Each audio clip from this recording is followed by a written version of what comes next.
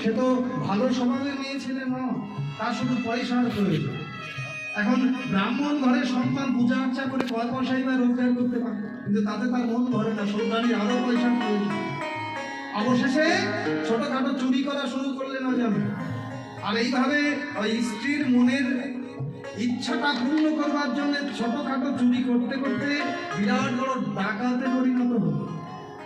আর এই ডাকাতি করতে করতে তার এত নাম হয়ে গেল যে 2-5 গ্রামের আশেপাশে 2-10 গ্রামের, এমনকি ওই বাচ্চারা যদি না ঘুমাতো তাহলে অনেক মায়েরা কি করতো যে ওই অজামিলের ভয় দেখিয়ে বাচ্চাকে ঘুম পাড়াতো বা তাদেরকে খাওয়াতো, এতটা নাম হয়ে গিয়েছে। কিন্তু ঘটনাটা ঘটলো কখন জানেন?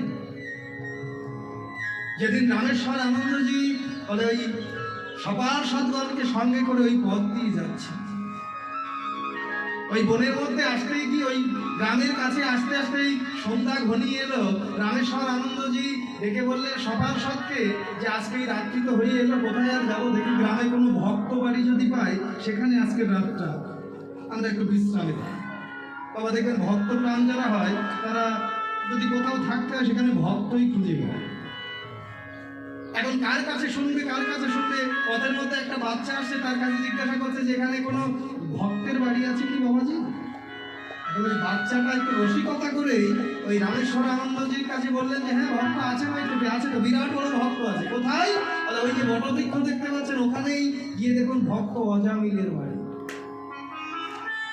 রামেশ্বর আনন্দজি সবার সঙ্গে করে আনন্দ উদ্ভাসিত হয়ে যাচ্ছে, আর ওই বাচ্চাটা ওখান দিয়ে ফিরে গেলি বলছে যে যাও গিয়ে দেখো যে কেমন ভক্ত, গেলেই বুঝতে পারবে ভক্ত কাকে বলে। আনন্দ হাসি ঠাট্টা করেই কথাটা বলে। আর ওই গৃহদ্বারে এসে রামেশ্বর আনন্দজি গৃহদ্বারে এসে ডাকছে কেউ বাড়িতে আছো নাকি? সঙ্গে সঙ্গে বেরিয়ে এলেন অজামিলের স্ত্রী শুদ্ধা। কি চাই? বলে এটা কি ভক্ত অজামিলের বাড়ি? সঙ্গে সঙ্গে মুখে কানে হাত দিয়ে কে বললো এটা ভক্ত অজামিলের বাড়ি? আরে বাবা এটা অজামিল ডাকাতের বাড়ি। বলছি মাগো, বড় আশা করে তো এসেছি, আজকে রাত্রিটা কোথায় আর যাবো বলো, এসেই যখন বলেছি যদি রাত্রিকে একটু থাকতে। আপনি বুঝতে পারছেন না কোথায় এসে দাঁড়িয়েছে? আপনি এক্ষুনি বিদায় হন, একটু বাদে আমার স্বামী ফিরবে, আর এসে যদি দেখে যে আপনি এখানে এসে দাঁড়িয়েছেন সেটাই কত যে আরো থাকবার মনস্থির করছেন, প্রাণটাই চলে যাবে অবশেষে। জান আমি থাকতে দিতে পারবো না। নিরুপায় হয়ে যখন সবার সদগণকে সঙ্গে করে রামেশ্বর আনন্দজি চলে যাচ্ছে, অমনি যেন সজ্জানির মধ্যে বিবেক নাড়া দিয়ে কত কোটি জনমের ভাগ্য বলে গৃহদ্বারে বৈষ্ণবের আগমন হয়েছে। কত কোটি জনমের ভাগ্য বলে এমন করে গৃহদ্বারে বৈষ্ণবের আগমন ঘটে। আর আজকে আমি কত জনমের অপরাধী, একটু বৈষ্ণব সেবা কি আমার ভাগ্যে হবে? অমনি সজ্জানি পেছন দিয়ে ডাকছে বাবাজি একটু দাঁড়ান।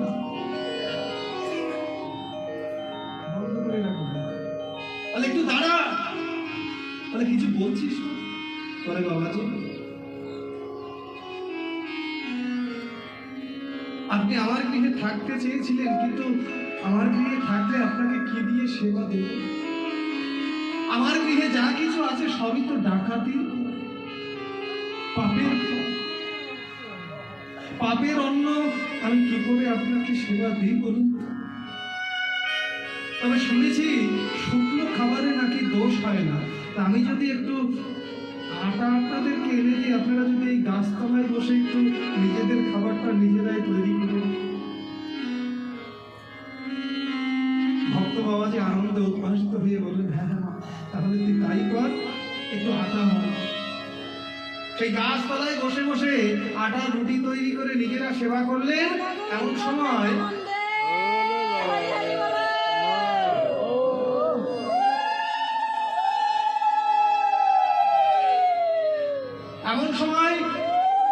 অজামিল ঘরে ফিরে এসেছে, আর এসে দেখলেন যে বাড়ির সামনে গাছতলায় সাধুর বাজার বসেছে। প্রধান্বিত হয়ে কে এই তোমাদের এখানে আমাকে পেছন দিয়ে একটা কণ্ঠ চিৎকার করে বললো, এই যে গলাটা আমি কথা বলবো, আমি থাকতে দিচ্ছি। যতই অজামিল ডাকাত 2-10 গ্রামের লোক ভয় পাক না কেন, অজামিল একজনকে ভয় পায়, সে হলো স্ত্রী সুধা। কিছু আর বলল না। পরের দিন সকালবেলা যখন ওই ভক্তদেরকে নিয়ে চলে যাচ্ছে রামেশ্বরানন্দজি, তখন অজামিলের কাছে এসে বলছে যে, বাবাজি, ভক্ত বৈষ্ণবকে সেবা দিলে সেবার দক্ষিণা দিতে, মানে সারা রাত্রি থাকলেন, খেলেন, আবার দক্ষিণা, সাহস তো কম না। সঙ্গে সঙ্গে সুলতানি বললেন, এমন করে চিৎকার করছো কেন, দাও না, দিয়ে দাও কিছু, ভক্ত চেয়েছে, যা আছে তাই দাও। দক্ষিণা যখনই দিতে গেলেন, রামেশ্বর আনন্দজি ডেকে বললেন যে, বাবাজি, অর্থ করি আমার চাই না। দক্ষিণা যখন দিতেই চাইছে, তাহলে শুধু আমাকে একটা কথা দক্ষিণা। দেখো, আমি সাধুগুরু বৈষ্ণবের সাধু মানুষ, তারপরও আমার একটু দূরদৃষ্টিও আছে। আমি বেশ করে দেখলাম যে তোমার ইতিপূর্বে 6টি সন্তান আছে, তোমার স্ত্রী আবার গর্ভবতী, এবং আমি আমার দূরদৃষ্টি দিয়ে দেখলাম যে তোমার স্ত্রীর গর্ভে এবারও পুত্র সন্তান। আমার দক্ষিণা যখন দিতেই চাইছো, তো দক্ষিণা শুধু এটাই চায় যে তোমার ওই সব থেকে ছোট যে সন্তানটা আসছে, সেই সন্তানের নামটা তুমি নারায়ণ রেখে দিও। এটাই হলো আমার দক্ষিণ। দেখে দাও, আমাদের এই সনাতন ধর্ম অবলম্বী যারা আছে, আমাদের কৃষ্টি কালচারে কিন্তু বাচ্চা হলে নামকরণ বলেও একটা অনুষ্ঠান আমাদের করতে হয়, কিন্তু আমাদের এখন আর এগুলো আমরা মানি না, এগুলো করি না। ভগবানের নামকরণ করে আমরা অনেকেই বাচ্চাদের নামটা রাখি, কিন্তু আমরা রাখলে কাজ হয় না। নামটা রাখতে হয় কোনো সাধুগুরু বৈষ্ণবের মুখ দিয়ে উচ্চারণ করে, সেই নামটাই রাখতে হয়, তবেই সেই নামে কি করা হয়। আমার দক্ষিণা হলো এটাই যে তোমার সন্তানের নামটা তুমি নারায়ণ। এই যে নামকরণ হয়ে গেল, আর সেই নাম ছেলের সেই অনুযায়ী নামটা রাখলেন নারায়ণ। দেখুন বাবা, ডাকলে ভগবান যদি মন দিয়ে ডাকা, এমন করে দিন অতিবাহিত হচ্ছে, কালাতিপাত হচ্ছে দিন। হঠাৎ করে একদিন শায়িত হয়ে আছেন, আর সঙ্গে সঙ্গে দেখলেন যে সমন এসে দাঁড়িয়ে আছে তার শির। আর সমন এসে যখনই দাঁড়িয়ে আছেন, সঙ্গে সঙ্গে অজামিল দেখলেন যে সারাটা জীবন কি পাপ কুকর্ম অকর্ম করেছি। তখনই বুঝে নিলেন, আহা, এবারে যে আমায় যেতে, এই জড়জাগতিক জগতের সংসারের আয়ু যে আমার শেষ। কি করলাম সারাটা ছিল, এসেছিলাম ভগবানের চরণ সান্নিধ্য লাভ করব, কিন্তু এই মোহ মায়া কাম কামনায় পতিত হয়ে আমার এমন হরি বলার জনমটাই বদলে আমার হরি বল বলা।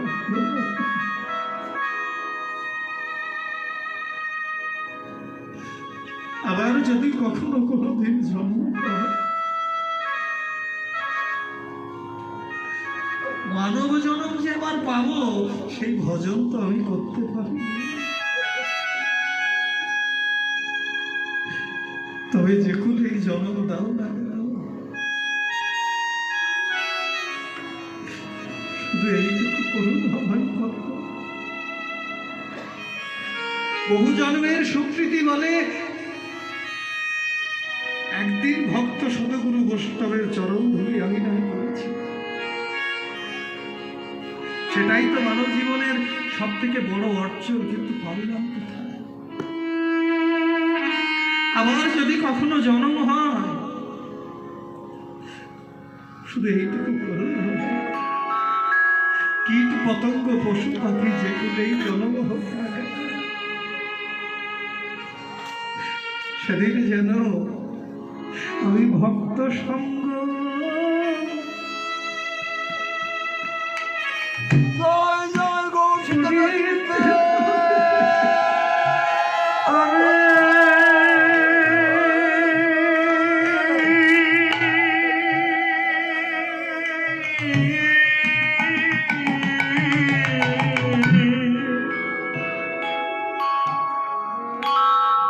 আমি যেন ভক্ত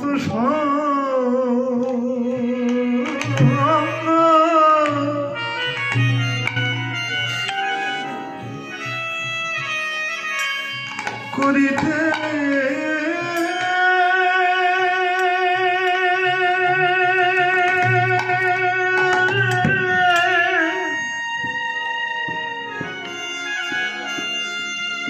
করিতে পারি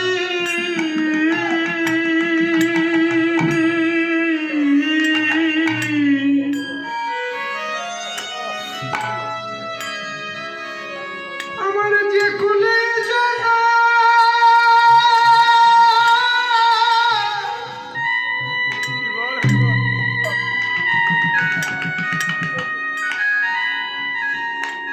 আমার যে কুলে জানা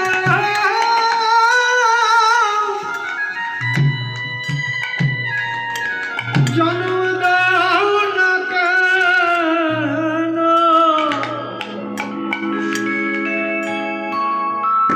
প্রভু গো,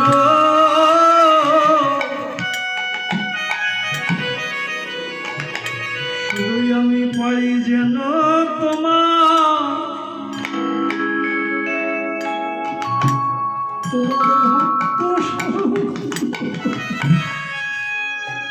হরে আমার যে কুলে জানা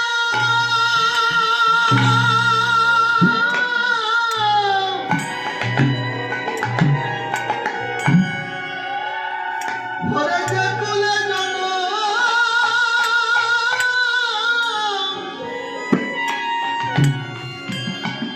দাও না কেন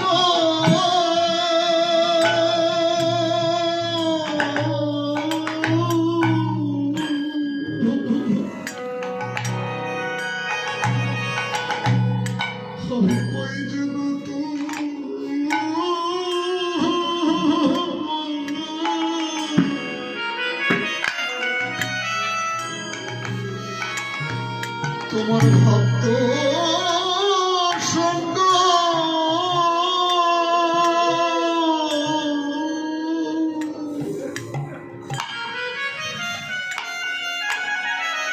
জগতে বুঝি আমার মতো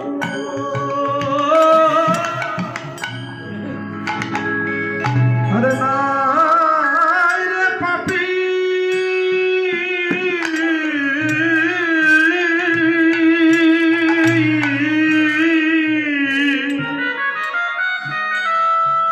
আমি কত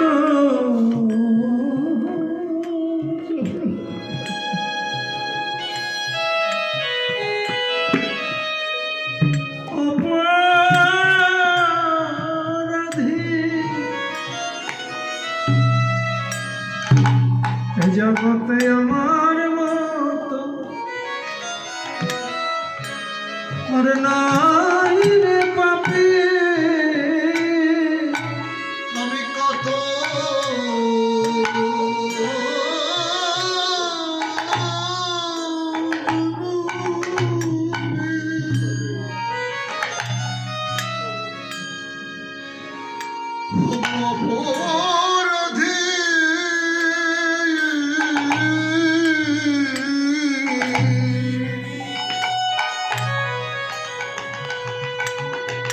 আমার মতো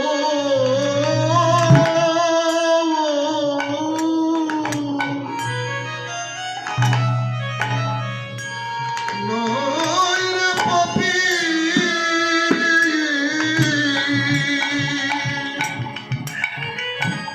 একবার আয় ভক্ত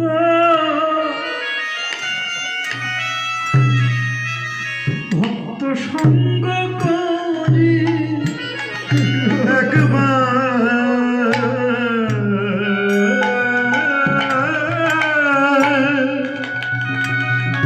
একবার আয় ভক্ত ভক্ত সঙ্গ করি আমার তাপে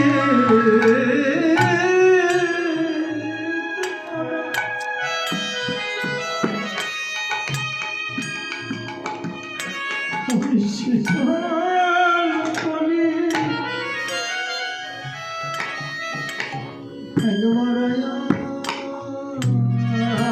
আয় ভক্ত সঙ্গ করি ওরে আমার তাপি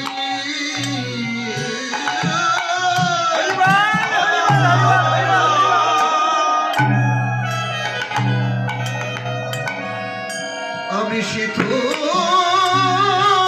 করি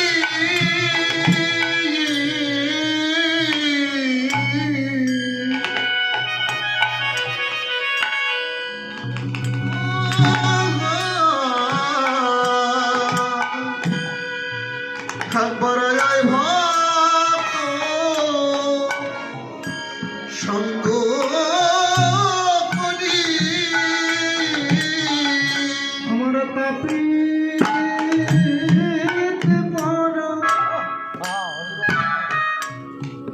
আমি শীতল করি একবার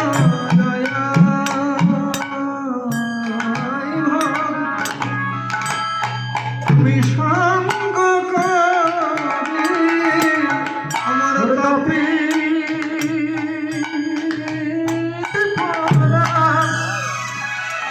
আমি শীতল করি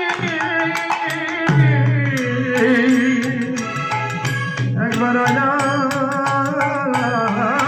ভক্ত সঙ্গ করি আমার তাপিত পরা শীতল করি একবার ভক্ত সঙ্গ করি পরম শীতল করি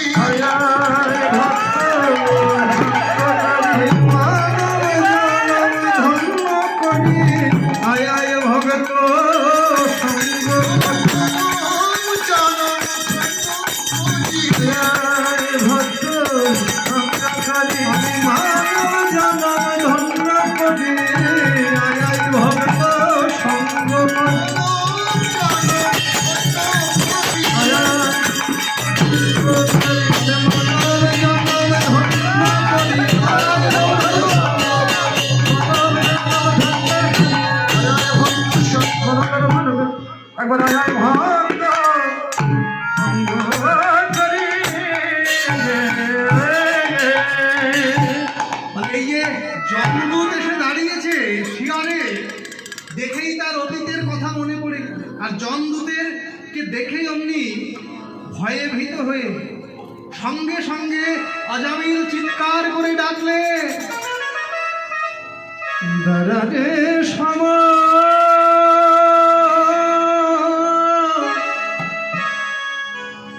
আর কিছুক্ষণ আমার কিছু কাজ আছে বাকি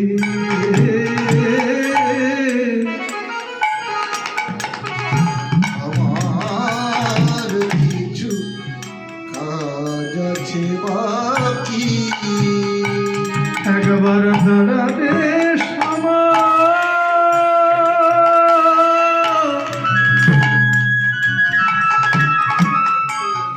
আর কিছু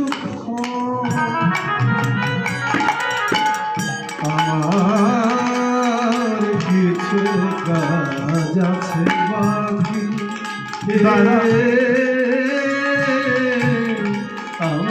আমার কিছু কাজ আছে বাকি দাঁড়ারে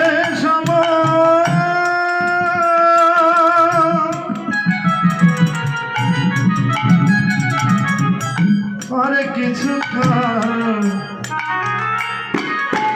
আমার কিছু কাজ আছে বাকি আমার কিছু কাজ আছে বাকি আমার আঙিনার মাঝে ওই নারায়ণ বিরাজে নারায়ণ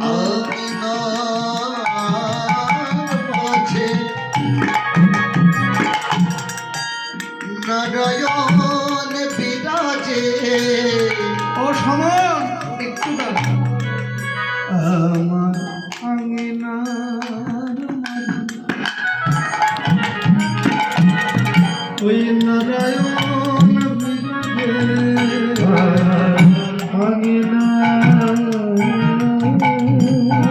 মাঝে নারায়ণ বিরাজে আমি অনেক তারে ডাকি দাঁড়াতে